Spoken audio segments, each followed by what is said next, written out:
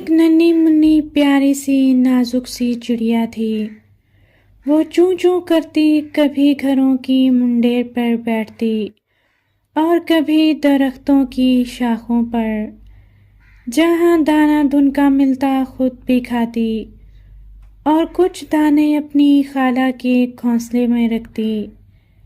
ننھی چڑیا کی خالہ بیمار تھیں اور دانہ تلاش کرنے درخت سے باہر نہیں جا سکتی تھیں، اس لیے وہ ہر روز ان کے لیے خوراک کا بندوبست کرتی تھی۔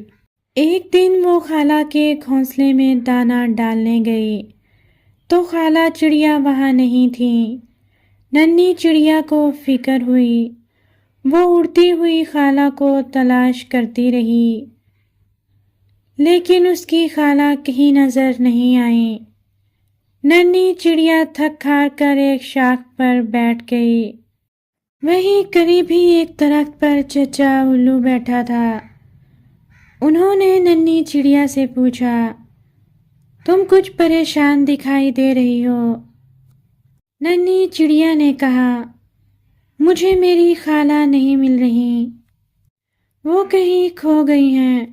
تمہاری خالہ مجھے بتا کر گئی ہیں اور انہوں نے کہا تھا جب میری ننھی بھانجی آئے تو اسے بتا دینا میری طبیعت اب قدرے بہتر ہے، لہٰذا میں ہدہد میاں کے ساتھ لمبی سیر کو جا رہی ہوں،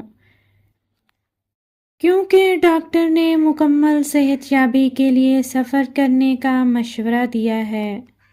میں شام تک واپس آ جاؤں گی۔ ننھی چڑیا نے جب چچا الو کی بات سنی تو اس نے سکون کا سانس لیا۔ پھر یکایک اس نے چچا الو سے کہا، میں کب سے ایک شاخ سے دوسری شاخ، اس ڈال سے اس ڈال اڑتی پھر رہی ہوں، آپ مجھے خاموش دیکھتے رہے، مجھے آپ نے پہلے ہی کیوں نہیں بتا دیا؟ اور ابھی بھی آپ پوچھ رہے تھے کہ ننھی چڑیا تم کچھ پریشان دکھائی دے رہی ہو۔ چچا الو، آپ نے ایسا کیوں کیا؟ چچا الو نے کہا، ہر مشکل کے بعد ملنے والی آسانی کی قدر زیادہ ہوتی ہے۔ تم اپنی خالہ کی فکر میں یہاں وہاں اڑتی پھر رہی تھی، جب تھک کر بیٹھی اور میں نے تمہیں بتایا تو تمہارے منہ سے اطمینان کی ٹھنڈی سانس کے ساتھ شکر کا لفظ بھی نکلا۔ اگر میں تمہیں فوراً بتا دیتا تو یہ بات تمہارے لیے اتنی اہمیت نہ رکھتی۔ چچا الو، آپ کا بہت شکریہ، زندگی کا یہ سبق اچھا ہے، میں اسے اپنے ذہن میں بٹھا لیتی ہوں۔